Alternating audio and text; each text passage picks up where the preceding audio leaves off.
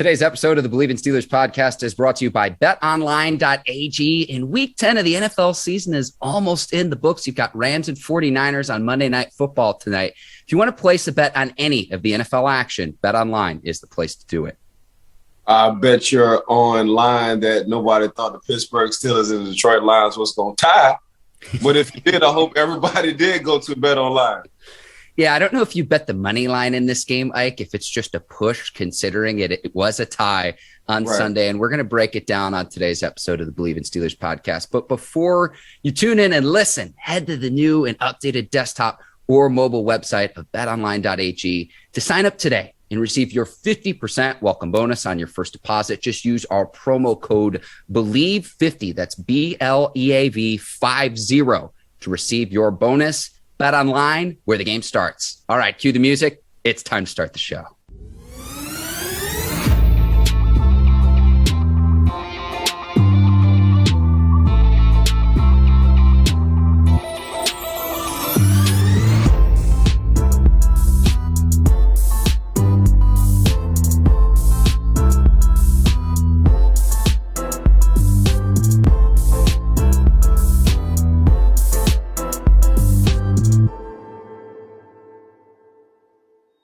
Welcome to another edition of the Bleav in Steelers podcast on the Bleav Podcast Network. I'm your host, Mark Bergin, joined as always by my guy, two-time Super Bowl champion and 12-year veteran of the Pittsburgh Steelers, Ike Taylor.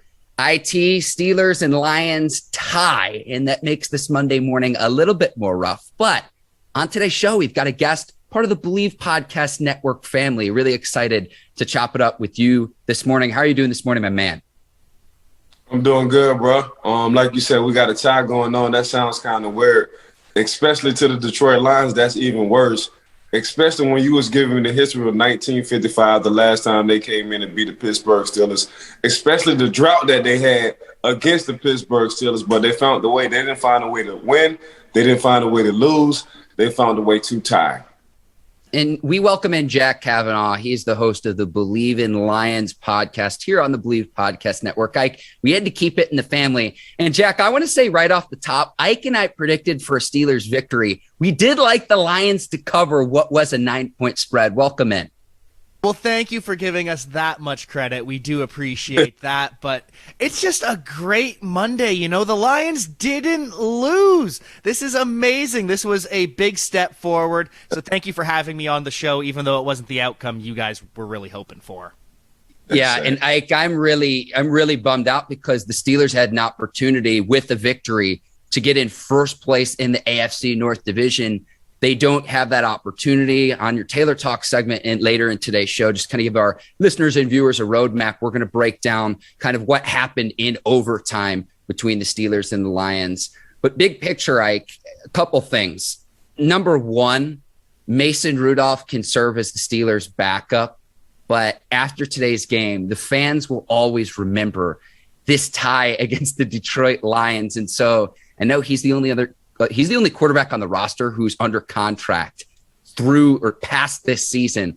But I like him in that backup role. Is potentially Big Ben's heir. In my opinion, that ship has sailed. That's kind of my 2 cents worth. What was your big takeaway from Sunday's game, Ike?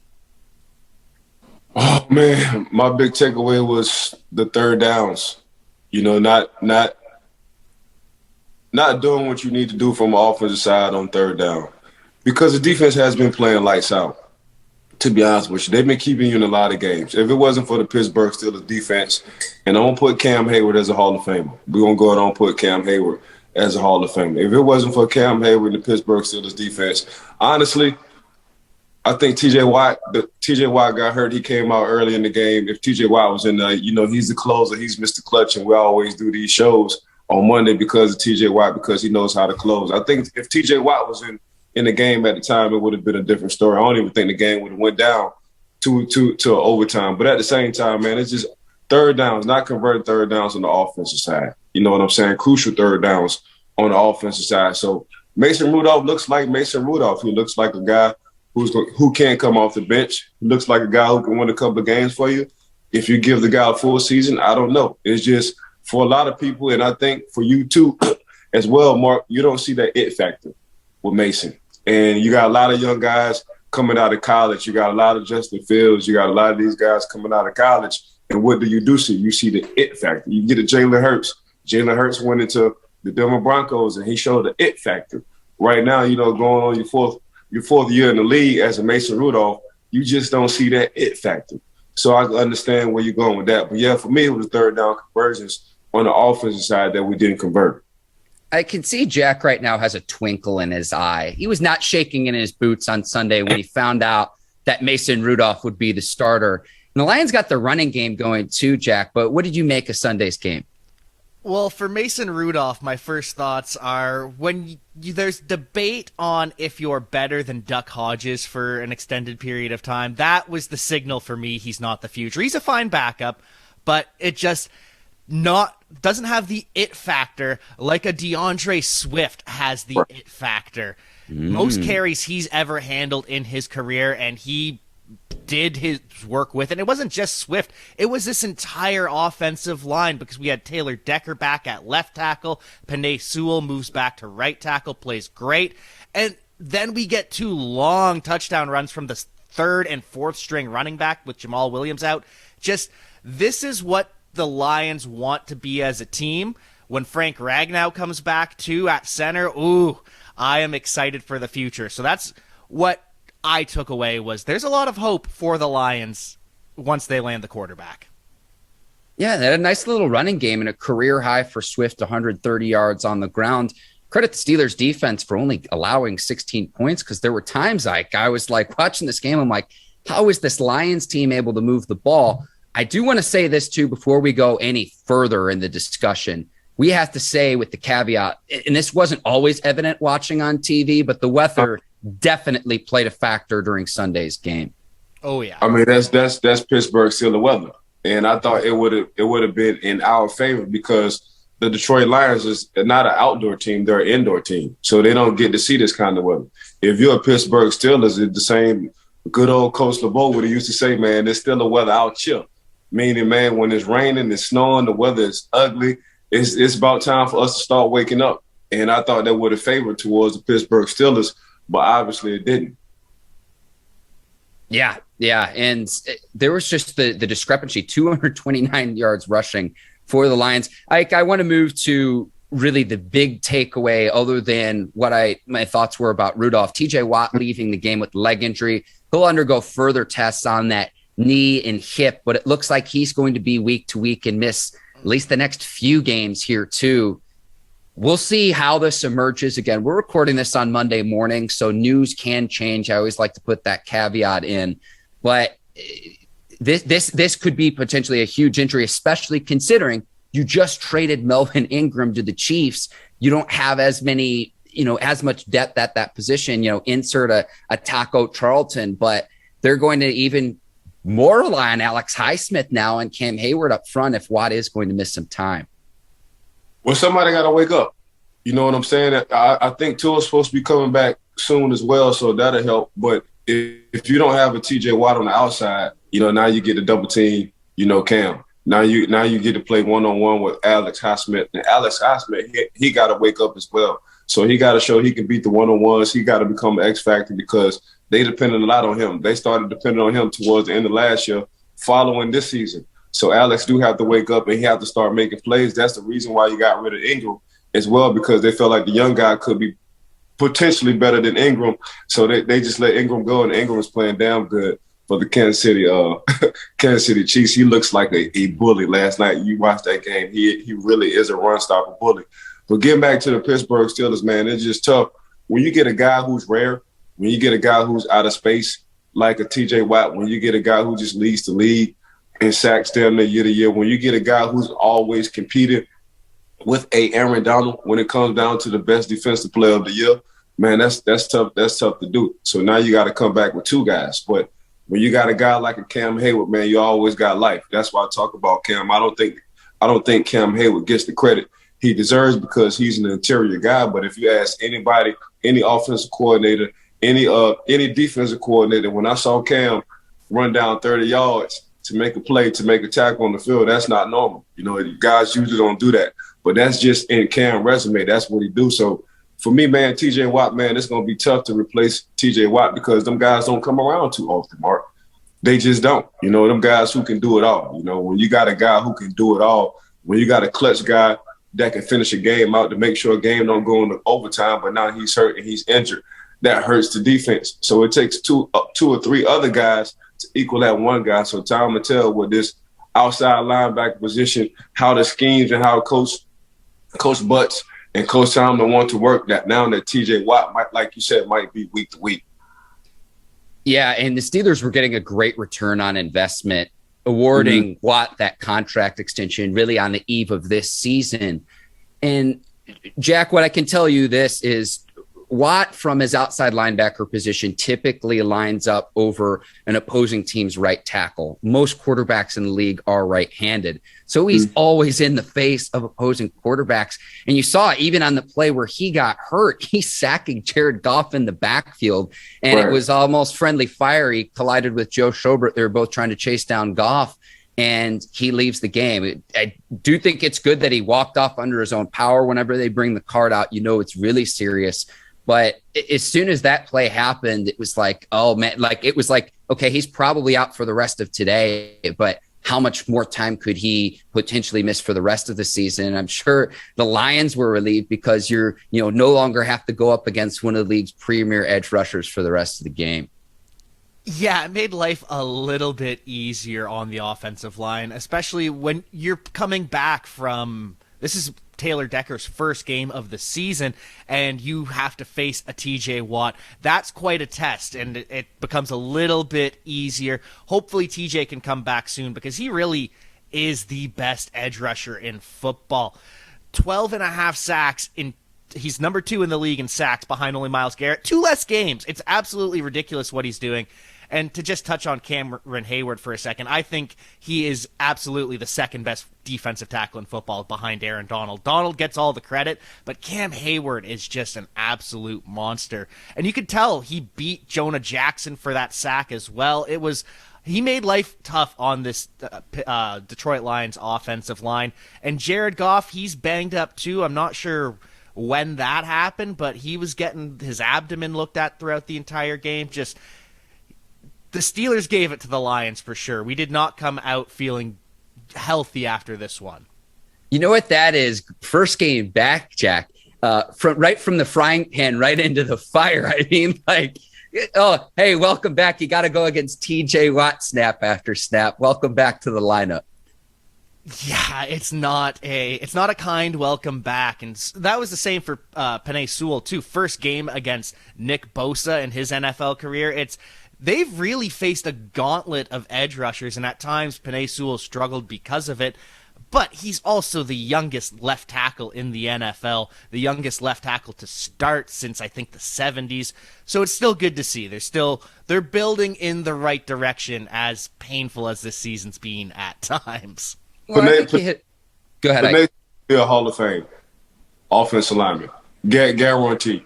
He got the pedigree for everything. He's a dog. He's athletic. He's a natural leader. And I tell my young kids, because I coach a 10-year-old football team, leaders don't come with ages. You ain't got to be a certain age to be a leader. It's either you got it or you don't. And you can tell from afar that Penei Sewell, definitely he will be wearing that C on his jersey either next year or the year after. But he's one of those guys that you can tell he's a natural leader. When you take a 20-year-old and he's in Aaron Donald's face not backing down, that is just something else. There's no other way to put it. That's just something out of this world. I mean, man, look at it how I look at it, man. We put our pants on the same way. I don't care what your first or your last name is. We put our pants on the same way. So it's going to be two things. Either you beat me and I got to keep coming back till I beat you, or vice versa. That's just how I was raised, and I'm sure Penei Sewell was raised the same way. I love that. And I'll say this too. Sewell's going to be the best friend of whoever the Lions bring in as the quarterback of the future. And Jack, Ike and I talked about this to preview this game. In 2022, both the Lions and the Steelers are going to need quarterbacks. We think they'll go about doing it a little bit differently. I think the Lions will probably target one of the young rookies coming in for the 2022 draft, whereas we both think that the Steelers might try to pursue a veteran whether it's Aaron Rodgers, maybe a Russell Wilson, see who else is out there in free agency to try to utilize this defense that has been very stout for the Steelers.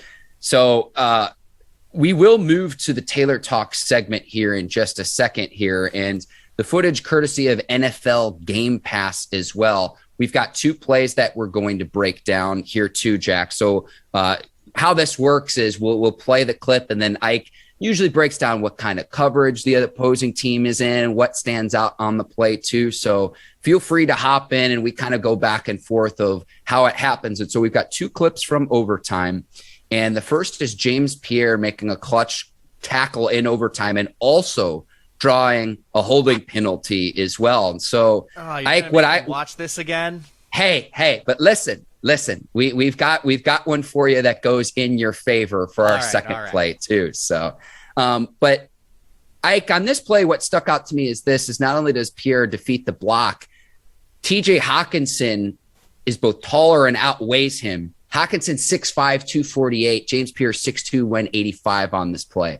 But when I texted you, Ike, you said, this is the play I want to break down. So producer Herbert, if you want to pull this up now and roll the clip, I can break down the action for the viewers of the Bleav in Steelers podcast. Yeah, so it's 3rd and 4, and obviously it's 3rd and 4. The score is 16-16, and this is overtime. But we always talk as a secondary guy. It's not, and they're trying to go for a quick shrink. If we can run that play back, it's not the size of the dog; it's the fight in the dog, and that's how you got to look at it. Don't even run it. Just pause it. It's not the size of the dog, it's the fight in the dog. So when you see, James Pierre coming up to make this tackle on a crucial situation on 3rd and 4, he understands this means a lot to him. Now, Coach LeBeau used to always say, big man running, because we see Cam Hayward run 30 yards down the field all the time chasing plays, and little guys hitting. So little guys hitting meaning it has to be a want to.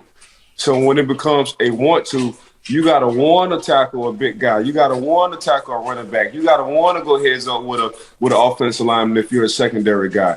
From an offensive side, playing receiver, you got to want to block. That's why I like Chase Claypool, because he said he want to be one of the best blocking receivers in the league. That's a want to. That's an unselfish act. So when you see a James Pierre coming up on the 3rd and 4, overtime, the score is 16-16, and he wants to make that play. He wants to make that tackle, regardless of who is in front of him. Whether it's a 200-pound man or whether you at 350, I'm going to make this play because I know the 10 other guys depending on me. So if we can run this play, you're going to see all the want to that you need to from James Pierre on this 3rd and 4 situation.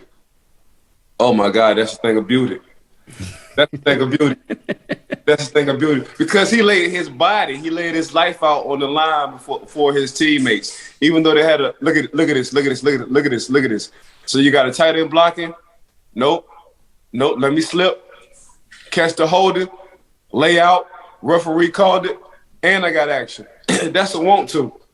That's a want to, man. Just like the coach would tell this Detroit Lion, a tight end, you got to want to block 42 to make sure we get this first down. James was thinking, my coach going to tell me I got to want to make this play. And that's exactly what he did. Jack, hop in. What do you notice on this play? I notice how much that hurt, especially coming from TJ Hawkinson, where he's supposed to be one of the faces of the Detroit Lions.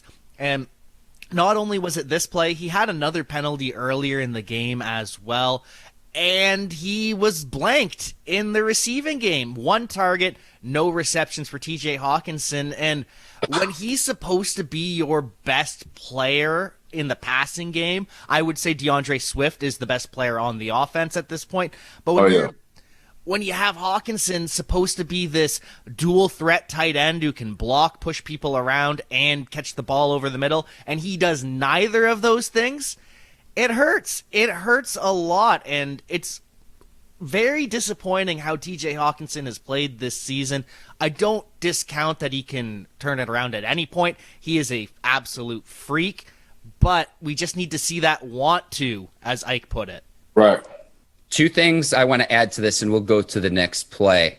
The field goal difference. If that play stands and the Lions go for a field goal attempt, that's a 42-yard field goal attempt. Ryan Santoso ends up missing a 48-yard field goal attempt, after the penalty was assessed. The Lions still had another play that they ran, but that 6-yard difference likely, listen, 42-yard field goal in a pressure situation where you make it and you win versus a 48-yarder makes a huge difference. And one other thing too, you always say lose contain, you lose the game. While Pierre beats Hockenson on the inside, he still reestablishes his position to make sure that he doesn't get beat to the outside on the play. So I thought that was also key. Mark, you've been hanging around Ike too long. Boy, you're getting very detailed. You're getting very detailed with these plays. I like it, Mark. No, you're 100% right. You outside contain. If you let up outside contain, you lose the game. That's an old saying, and that's something that James Pierre didn't do. Even though he slipped inside, the coach will tell you now, if you wind up slipping inside, you better make sure you make that tackle coming back to the outside, and that's exactly what he did. But if he would have got caught, that would have been the first down, and the game probably would have been a little bit different. Or Detroit would have scored on that one. So, yeah, you got to stay outside, and he knew his understanding. He just thought he could beat him inside to make that play outside, so he bet it online on himself, and he won. I love it. Shout out to the show sponsor. That was well done. We'll go to the next play, and I know Jack's going to be really excited to watch this one. And you were giving me some grief that I even picked out this clip for today's show. Mark, you're a savage for this. Kick a man while you're down, man. Hey, Pat, I'm just going to let you know I did not pick this play, but I'm going to talk about it. I didn't pick this play. Mark Bergin, my homeboy, my dog, my co-host, he picked this play, so that's all I'm going to let you know, Pat. It was the biggest play of the game. And two things. I don't want a Monday morning quarterback could say, well, just throw Boswell out there. Would have been a 56-yard field goal attempt in less than optimal weather conditions. I know his career long is 59, and he's a very good field goal kicker. Steelers needed to get more yardage. And I want to say this too. Pat Freiermuth had an excellent season for the Steelers. We've talked on previous episodes, where would the Steelers be without Freiermuth and rookie Najee Harris as well? So we'll put that caveat before we go ahead and run this clip. Yeah, so this clip is tough. You can just pause it, don't even run it. So this is a crucial situation, and I'm sure hopefully Pat is feeling better than what he felt like last night, because I've been through a few of these times. So Pat, let it go, man. You got a 48-hour rule, man. This will be going on a couple of hours. By the time Tuesday come, Pat, go on, let this play go. But this is a play where I thought the Pittsburgh Steelers and Mason Rudolph actually was playing well in this drive. He was checking down to some of the running backs coming out of the backfield. He threw to Deontay a few times to make this play. He threw to Pat a few times to get in this situation. So I'm looking at this situation, and I'm looking at, okay, OT, and I saw what Chris Boswell can do, and we felt like other than Justin Tucker, Chris Boswell, the field goal kicker for the Pittsburgh Steelers, he's having the all-pro kind of season. So he just needed a chance, and that's how you feel. As much as we like these quarterbacks and you like Tom Brady in 2 minutes, if you get in the range of Chris Boswell, regardless on what the weather is, you feel like you got a chance. You feel like you got opportunities because he's been that hot for that long. Now it comes down to this play right here. So if we can run this play, we got to get the ball. We got to get the ball a couple of yards down the field as well, but we got to get out of bounds. And Mason Rudolph throws the bounds out. He throws the ball to Pat right on time. And if you see that green line is where Chris Boswell potentially could have kicked that field goal and won it for the Pittsburgh Steelers. But Pat, Pat got to understand he got to hold and squeeze that ball tight. Like Coach Allen say, man, when you fumble the ball, you fumble all our hopes and dreams as a organization. But you do got to give a huge shout out to number 25 who came up and put his helmet on the ball. You know what I'm saying? But that was a perfect hit by the cornerback. That was a oopsie daisy by Pat. But I'm sure hopefully he's feeling better. Pat, I'm talking about, hopefully he's feeling better. But when a play needed to be made, it wasn't the Pittsburgh Steelers. It was actually the Detroit Lions. So that tackling right there is a want-to. And how we talk about the blocking, how we talking about missing, that tackling right there is a want-to. And he came up short, Pat on the Pittsburgh Steelers side. But Detroit Lions, man, wind up getting that ball and kind of closing the game out. But I think if Pat would have caught that ball, held on to that ball, Chris Boswell would have, sealed the deal. But that's just the way it is, man. It's one man losses, another man treasure. And I'm not talking about girls. I'm talking about wins and losses when it comes down to this football game. One guy gonna make a play, the other guy's gonna fumble it, and we just so happen to be on the fumbling side as a Pittsburgh Steelers. Mark, why is you laughing? The analogy you made. I will say, though, with Will Harris, number 25, being the one to force that fumble, he is the butt of Lions Twitter. Lions Twitter goes after him all the time because he's being beat quite a few times this season and last season. And it's really a big moment because Tracy Walker, the Lions star safety, one of probably their best defensive player this season after the loss of Romeo Okwara. So he goes down against the Steelers, and Will Harris steps up big. Through the struggles, through everything, he had that want to, and that's what Dan Campbell is looking for from his team. They brought in UDFA to NBA Hall of Famer Ben Wallace to talk to the team this week, and that fumble by Deontay Johnson earlier in the game, that was forced by a UDFA who was, at one point, on the Pittsburgh Steelers practice squad, Mark Gilbert, and he was only in because another UDFA who was starting at corner got hurt.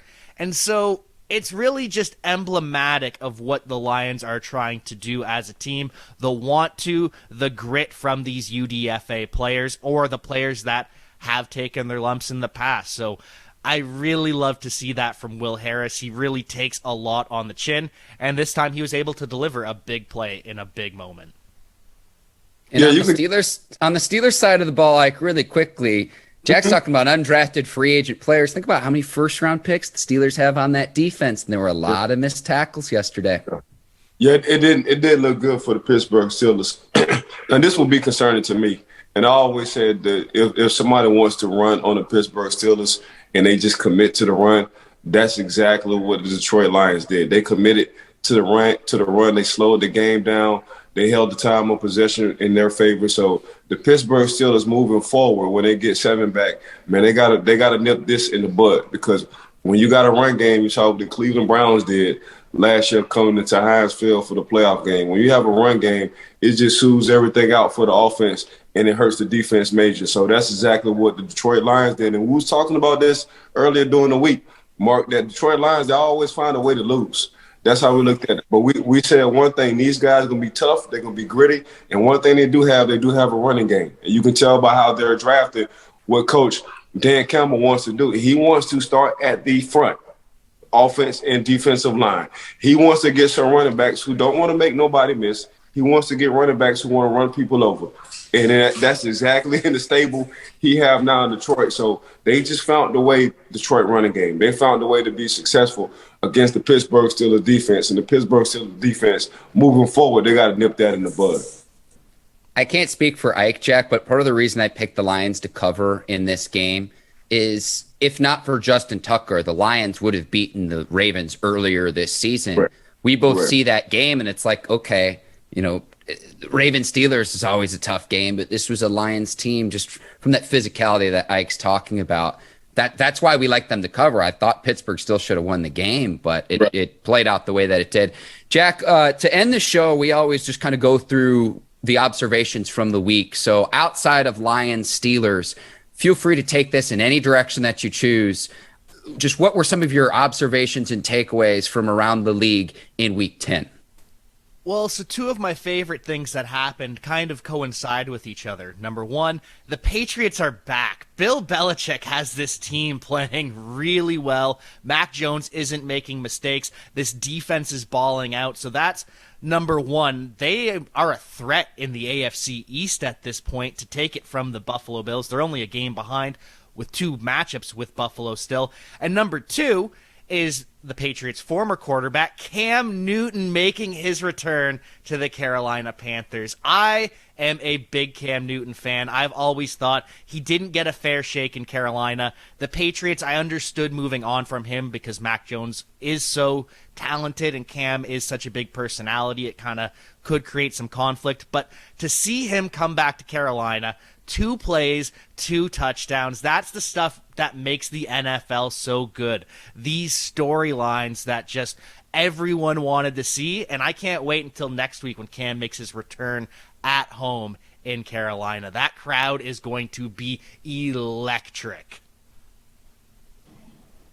I love that. Ike, what about you? What did you notice from week 10? I'm back. Shout out to Cam for the 2 touchdowns and 2 plays. I'm glad to see him back. It's his personality, man. It's his swag. It's his hats. It's the way he dressed. He just loved the football game, and you can just tell, man, Cam ain't going to know what to do whenever his football career ends because his passion right now is just for the love of the football game. That's just what it is, and them guys don't come around too often. Now, my takeaway was the Green Bay Packers defense. Nobody been talking about the Green Bay Packers defense, but the Green Bay Packers defense for the last 4 weeks, they've been number one when it comes down to points, giving up points per game. And these guys been balling. And it's a reason why Aaron Rodgers don't have to throw for 350 yards again, when he can hand the ball off to Dillon, when he can hand the ball off to Aaron Jones, when he can tell Devontae Adams, look, man, tonight is not going to be our night. We're going to run the ball. The next couple of weeks, I'll feed and I'll find you. But the Green Bay Packers defense has been playing lights out for the past 4 weeks, and they're missing 3 starters, by the way.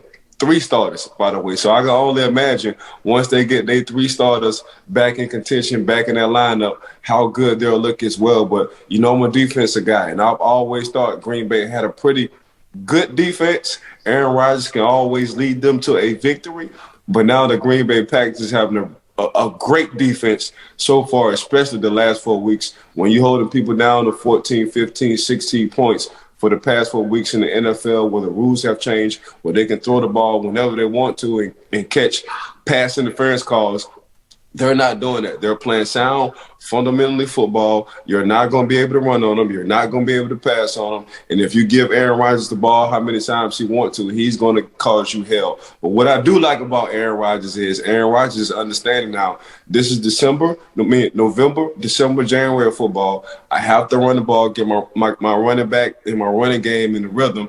If they need me, as in the team, if the team needs me to pass the ball to win games, y'all all know in the world I can do that. But right now, man, I'm gonna sit back and chill.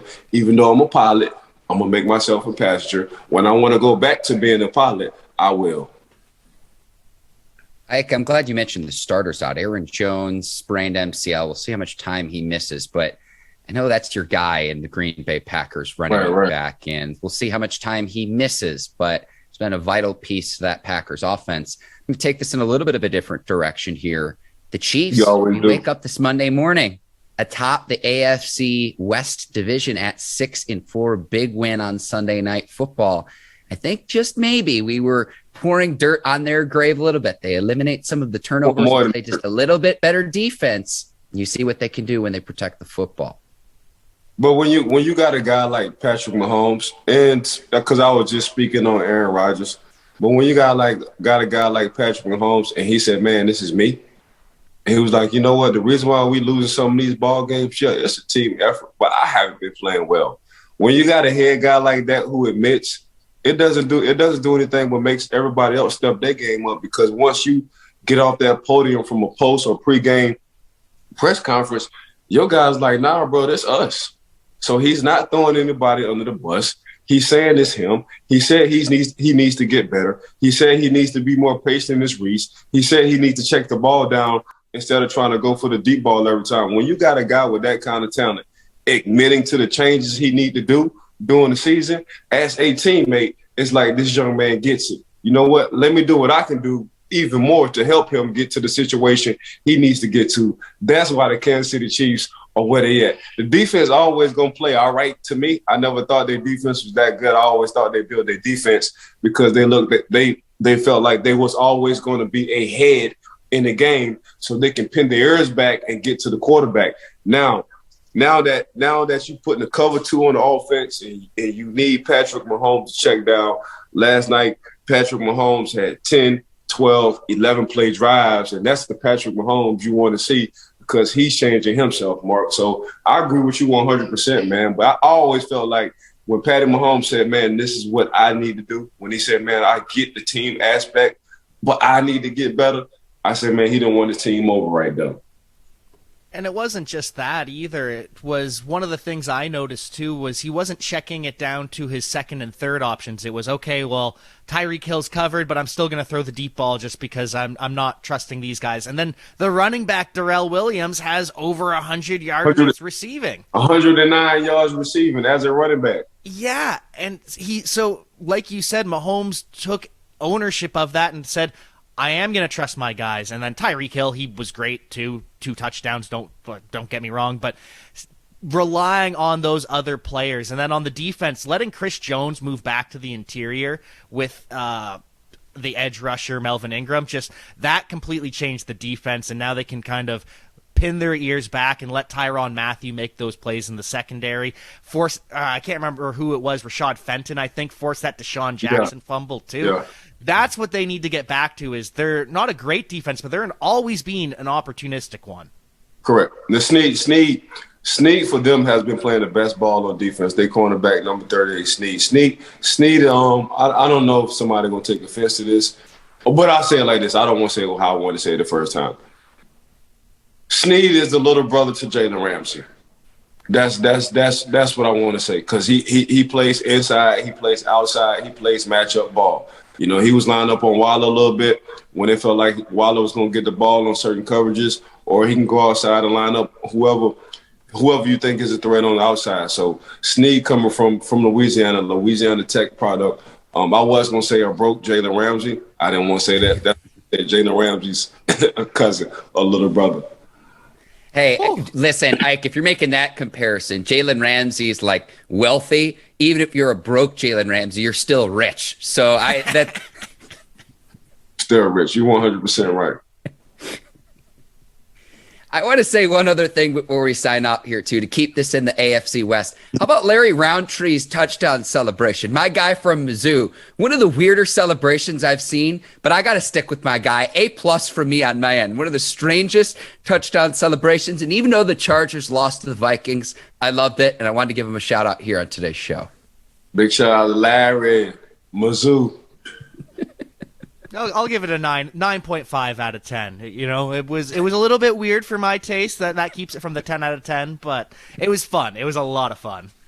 Hey, let me go ahead and give a shout out to because I didn't play, but I played with, and I know I'm gonna give a huge shout out because Jack, I see you got a old throwback Michael Irvin coming from the Miami U days sitting behind you. Sean Sweesson.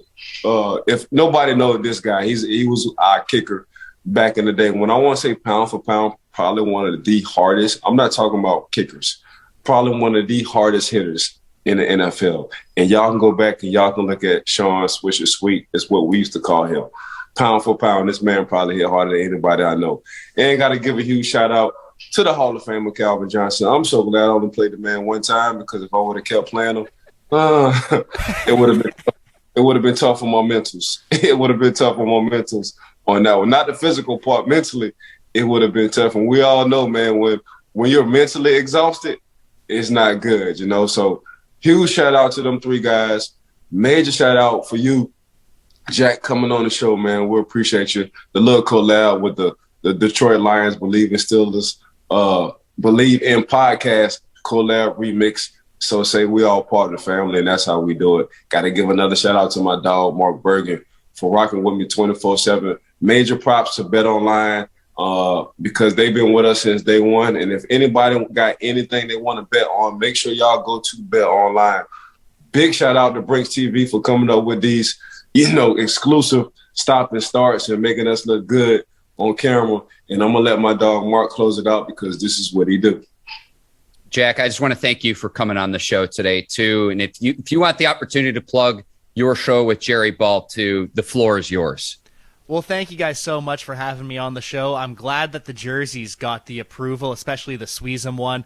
Small town Wallaceburg, Ontario, Canada. Yes, sir.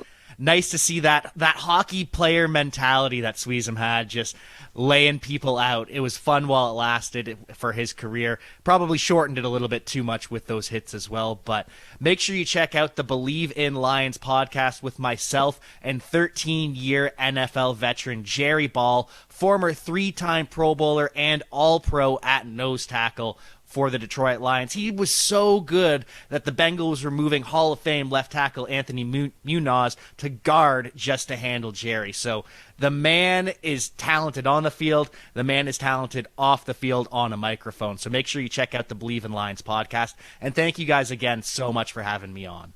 Man, appreciate you coming on, Jack. Thank you. For Jack Cavanagh and Ike Taylor, I'm Mark Bergin. Thank you for listening to the Bleav in Steelers podcast. Later this week, I'm going to leave our listeners and viewers with this tease, Ike.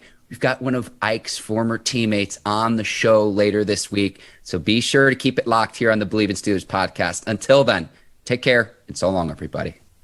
Peace.